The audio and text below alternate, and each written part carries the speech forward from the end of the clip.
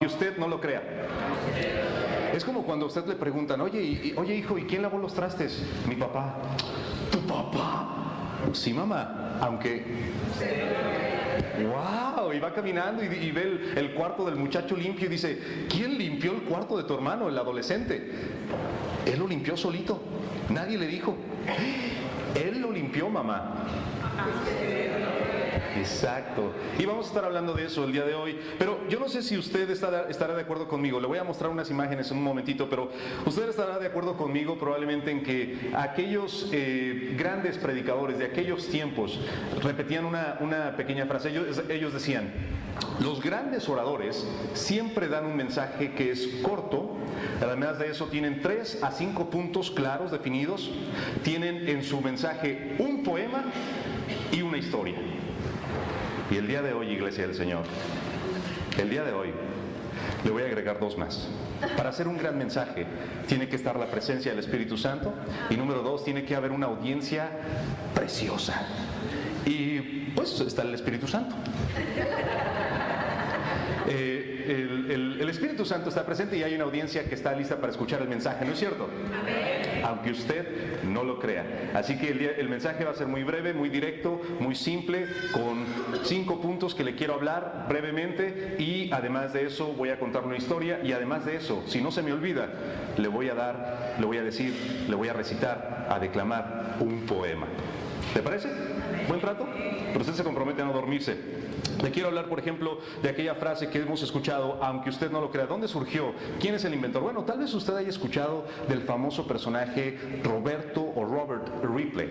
Robert Ripley. Este señor, nacido en 1890, es el que creó todo el concepto de, aunque usted no lo crea, periodista. Además de ser periodista, fue locutor. Además de eso, fue filántropo. Una persona que viajó por aproximadamente más de 200 países buscando coleccionar objetos para poderlos mostrar en sus diferentes exposiciones, en sus diferentes museos. Una personalidad extremadamente reconocida. Él en cierta ocasión dijo, he viajado tanto y conocido tantos lugares, pero lo más raro que he visto sigue siendo y seguirá siendo el hombre. Y es interesante, este hombre, además de ser reconocido por sus dibujos y sus artefactos, en 1933 inició el primer grupo de recorridos o viajes en los cuales mostraba todos estos artefactos. En el primero de ellos, el cual ocurrió en Chicago, 3 millones de personas se estuvieron congregando a través del año para poder ver esta exposición. Ripley fue el primero en transmitir bajo tierra, en su programa de radio que duró 14 años, primero en transmitir bajo tierra, fue el primero en transmitir desde un paracaídas, y aquí estábamos mencionando, imagínense nada más, fue el primero en transmitir bajo el agua, fue el primero en transmitir en alta mar, fue el primero en transmitir desde Australia hasta Estados Unidos y el primero en transmitir desde Londres hasta Estados Unidos. En total, sus periódicos o sus dibujos son publicados en 200 periódicos de 42 países en 17 lenguajes diferentes. Increíble, ¿no es cierto? Increíble, ¿a poco no? Pues, ¿qué cree? Aunque usted no lo crea. Recibía un aproximado de 3,000 cartas, dicen, un aproximado de 3,000 cartas por día. Esto hace 1 millón de cartas al año, imagínense, en 20 años de carrera. Definitivamente la vida de Robert Ripley es un caso literal de la definición, aunque usted no lo crea. Esta frase, aunque usted no lo crea, se aplica más en su propia vida que en el trabajo que llegó a realizar. ¿Estará de acuerdo conmigo? Sus dibujos le convirtieron en una persona millonaria. Es increíble. Un caricaturista que se convirtió en millonario y mantuvo su programa de radio por 14 años, 24 cortometrajes y fue votado como el hombre más popular en 1933. ¿Por qué le digo todo esto? Porque quiero enfatizar en esta frase. Aunque usted no lo crea. Porque esta frase generalmente la utilizamos cuando es difícil de que nuestra mente haga que algo tenga sentido, que algo se convierta en realidad porque no lo podemos comprender. Y bueno, no hace diferencia. El hecho de que usted no crea algo, pues no tiene ninguna relevancia. Si yo le digo el día de hoy, iglesia, antes de venir para acá tuve un encuentro con 300 pandilleros. Pero como yo quería llegar a la iglesia, los golpeé a todos y me vine para acá, para la iglesia. No me lo crea, pero pasó. Imagínese que yo le dijera eso. Si usted no lo cree, pues no hace ninguna diferencia. Si usted lo cree, no hace ninguna diferencia, es irrelevante. Pero hay afirmaciones que es muy importante que usted crea o definitivamente lo promulgue diciendo no lo creo. Por ejemplo, en el caso de la resurrección, hablemos de la resurrección. Decir si creo o no lo creo hace una diferencia, cambia, hace un cambio radical. Por ejemplo, Cristo resucitó, lo creas o no. Esa es una gran verdad. Si tú no lo crees, eso no quita que Jesús resucitó, que Cristo venció la tumba. Si tú lo crees, tampoco hace diferencia, pero hace diferencia en tu vida personal. Él se levantó de la tumba, pero en este caso creerlo hace una diferencia. No creerlo tiene sus consecuencias, y aunque suena fuera de lugar, un hombre que vence a la muerte, ¿dónde se ha escuchado tal cosa? Un hombre que vence a la muerte, y aunque suena un disparate, el hecho de que lo creas o no lo creas tiene consecuencias grandes en tu propia vida. Por eso el tema de esta mañana es aunque usted no lo crea, porque quiero hablar de la resurrección.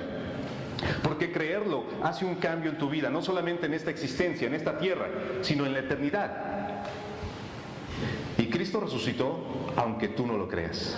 Si no lo crees, yo te quiero motivar, te quiero convencer el día de hoy a que lo creas. Te voy a dar algunas razones por las cuales hay evidencias de que Cristo resucitó y que probablemente te puedan ayudar. Sin embargo, si tú ya eres una de esas personas escépticas que se rehúsan a creer aunque le expliquen, yo te puedo dar todos los argumentos y la Biblia te puede hablar directamente al corazón, pero seguirás sin creerlo. Porque el problema ya no es de la razón, el problema ya es de la disposición. Yo te reto el día de hoy a que salgas de este lugar con una convicción clara. Cristo resucitó. Y no es aunque usted no lo crea. Cristo resucitó y decido creerlo, porque esa convicción va a cambiar mi vida. Cristo resucitó aunque usted no lo crea. Pero te animo a que lo creas, porque tu fe en Cristo y su resurrección le dará un giro a tu incipiente vida. Cristo resucitó, aunque usted no lo crea. Pero si lo crees, tu vida no será igual. De tu interior correrán ríos de agua viva. Cristo resucitó, aunque usted no lo crea. Y si te atreves a creerlo y a vivir con esa convicción, tú recibirás esa misma resurrección que Él prometió y que Él experimentó. Ahora, aunque la resurrección es difícil de creer, no es fácil. Escúchame bien, iglesia, el cristianismo no es nada sencillo. Y no es sencillo ir a la iglesia o ponerse la corbata o cantar del himnario o las reglas que usted sabe, las iglesias imponen. No es la parte difícil de ser cristiano. Tampoco es la parte donde dice ama a tu prójimo como a ti mismo o pon la otra mejilla. La parte difícil del cristianismo, sin duda, es la parte de la razón, donde tengo que confrontar mis ideas, las ideas del mundo, las ideas espirituales. Creer que alguien se regeneró, le volvieron a salir tejidos, que ya tenía días de estar dentro de la tumba, que fue flagelado, que al ser azotado, sus mismos huesos fueron expuestos. Creer eso, que ese cuerpo fue regenerado, es la parte difícil, es la parte complicada. Y no solo eso, sino que además de resucitar, se apareció a sus discípulos y luego subió al cielo. Es difícil, no te culpo. Si tú has estado lidiando con esta cuestión, con estas preguntas en tu cabeza, no te culpo, porque es difícil. Pero es ahí donde entra el factor de esa palabra tan cortita, una de las palabras más cortas del idioma español: fe. Y la fe es sinónimo de creer. Y la fe es ayudada por estos testimonios que vamos a estudiar el día de hoy. 5 cosas que debes de saber acerca de la resurrección. Levanta la mano aquellos que ya se durmieron, por favor. Muy bien, porque se van a perder. Si ya se durmió, se van a perder las 5 cosas que debes de saber acerca de la resurrección. 5 cosas que debes de saber acerca de la resurrección. El tema de esta mañana está titulado. Voltea a ver al que está allá al lado, por favor, y dígale, el día de hoy, al que esté cerca de usted, dígale, el día de hoy te voy a invitar a comer. Aquí en la iglesia. Aunque usted no lo crea, 5 cosas que debes de saber acerca de la resurrección. Hay 2 tipos de evidencia. Número 1, la evidencia interna y la evidencia externa. La evidencia interna es la que podemos encontrar en el mismo texto, la misma Biblia nos la entrega. Y la evidencia externa es aquella que tomamos de la historia secular o de los testimonios de afuera o cuestiones que la misma ciencia nos muestra. Quiero tomar en primer lugar la evidencia interna. La Biblia nos dice que Jesús resucitó. Probablemente si tú no eres creyente en el texto bíblico vas a decir, ¿y eso qué? Pero si tú crees en el texto bíblico, si tú crees en la inspiración divina, el hecho de que la Biblia diga Jesús resucitó es suficiente hecho para creerlo, para abrazar esa convicción, esa creencia. El testimonio apostólico, piensa por un momento en esto, tiene tanta validez. Los discípulos, Pedro, Pablo, aunque no fue discípulo directamente de Jesús, pero fue un discípulo, fue un apóstol, hablan directamente de que Jesús resucitó, y esto es un testimonio grandísimo. Si te pones a pensar, aunque no hay evidencia fotográfica, no hay video de que Jesús resucitó, los testigos que estuvieron con él y que lo vieron resucitado, nos dicen que él resucitó. Ahora tú dices, pues sí, pero ellos lo dijeron. Pues sí, tú no te atreverías a decir que Jesús resucitó si apenas las autoridades lo asesinaron y apenas te diste cuenta que el imperio romano, el más poderoso del mundo en ese entonces, lo acababa de asesinar. Tú no te atreverías a defender una mentira para acabar pronto. A tal grado que cuando Cristo murió, cuando Cristo fue crucificado, lo primero que hicieron los discípulos fue, córrele, mijito, vámonos de aquí, escóndete. Y fueron y se escondieron, huyeron del lugar. Cuando Cristo fue apresado, recordarás en el caso de Getsemaní, cuando fueron a arrestarlo, lo primero que hicieron los discípulos fue correr. Hasta uno de ellos, que no fue discípulo directo de Jesús, pero que estaba con Pedro y que fue discípulo de Pedro, Juan Marcos, dice la Escritura que salió corriendo y se le olvidó la ropa. Salió, pero yo creo que le ha de haber dicho, pues aquí quedaría mi pudor, pero prefiero que digan aquí quedó mi vergüenza que aquí quedó la vida. Y se fue corriendo, dejó la sábana con la que andaba cubierto y se fue corriendo desnudo. ¿Por qué razón? Porque da miedo. Sin embargo, tiempo después, el mismo Pedro que huyó, el mismo Pedro que se regresó a pescar y el mismo Pedro que estaba escondido, es el mismo Pedro que tiempo después estaría predicando en frente de multitudes, y 3,000 personas fueron bautizadas. ¿Cómo ocurrió ese cambio? ¿Sabes cómo ocurre? Por el testimonio apostólico. Algo ocurrió en la mente de Pedro que le hizo creer, que le hizo pensar que valía la pena arriesgarse a morir. Y no hay nada que te haga sentir que vale la pena morir si no sabes que vas a resucitar. Fue la resurrección de Jesús lo que hizo el cambio en la mente de Pedro. ¿Me sigues o no? Pedro dice, Jesús resucitó, y Pablo lo secunda y dice, y muchos fueron testigos. En la primera carta a los Corintios, en el capítulo 15, me encanta este pasaje porque dice Pablo, y 500 hermanos lo vieron. Y también lo vio Cefas, y también lo vio Jacobo, y también lo vio María Magdalena, y uno dice, oye, párale, Pablo, no digas tanto si es una mentira, porque cuando estás dando nombres, está el riesgo de que alguien vaya y le pregunte a esas personas, oye, Pablo anda diciendo que tú viste a Jesús, Pablo anda diciendo que tú, María Magdalena, tuviste un encuentro con Jesús, que tú, Pedro, lo viste. Uno no cita nombres a menos que esté seguro de que lo que está diciendo es verdad. ¿Me sigues o no? Amén. Uno no dice nombres a menos que esté seguro y convencido. ¿Por qué entonces la resurrección de Cristo es verdad? Debes de saber una cosa. Hay un testimonio apostólico. Los apóstoles lo creyeron, lo confesaron, lo profesaron y estuvieron dispuestos a morir por ello.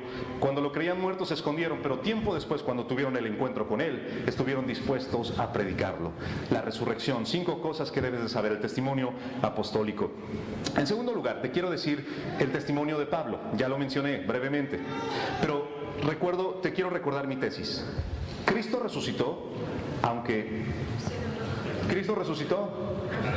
usted no lo crea. Lo creas o no lo creas, no hace diferencia, es una verdad. Creas o no creas que Jesús se levantó de los muertos, no hace ninguna diferencia en que ocurrió. No cambia el hecho de que pasó. Pero si lo crees, va a transformar tu vida de una forma increíble. Si lo crees, de tu interior correrán ríos de agua viva. Y no estoy hablando de la eternidad del cielo allá, cuando todos vamos a ser felices y podrán vivir, dicen algunos, los leones con los corderos y no sé, tanta cosa. El arco iris y pues usted sabe todas las cosas que la gente se imagina. El apóstol Juan, lo más que se pudo imaginar fueron calles de oro, mar de cristal. Fue lo que el Señor le entregó. Fueron las palabras limitadas que Él pudo describir la tierra prometida en la cual viviremos en la eternidad. Pero Cristo resucitó, aunque usted no lo crea. El testimonio paulino es una forma increíble de creer que Jesús resucitó. Piensa en esto. Pablo era un perseguidor, era un judío. Ya suficiente razón para decir, oye, pero tiempo después se convirtió en uno de los más grandes predicadores. ¿Qué fue lo que provocó el cambio en la vida de Pablo? ¿Qué fue lo que provocó que cambiara el switch? ¿Qué fue lo que provocó? Tiene que ser algo muy fuerte. Tiene que ser que él debió haber ido de camino a algún lugar y se tuvo que haber encontrado de una forma espiritual con Jesús. ¿Y qué crees? La Biblia habla de eso, que iba de camino a perseguir cristianos, lo que él pensaba que Dios le había llamado a hacer, y tuvo el encuentro con un Jesús, no un Jesús pintado, tampoco era un actor, tampoco era el apóstol Pedro ni alguien contratado, era el mismísimo Jesús. La pregunta es, ¿cómo iba a ser Jesús si a él ya lo habían matado aproximadamente unos 30 años antes? ¿Cómo? ¿Cómo iba a ser posible eso? Si lo habían matado al Señor. ¿Sabes cómo? La Biblia nos habla de un evento que ocurrió que se llama resurrección. Porque déjame decirte una cosa, iglesia.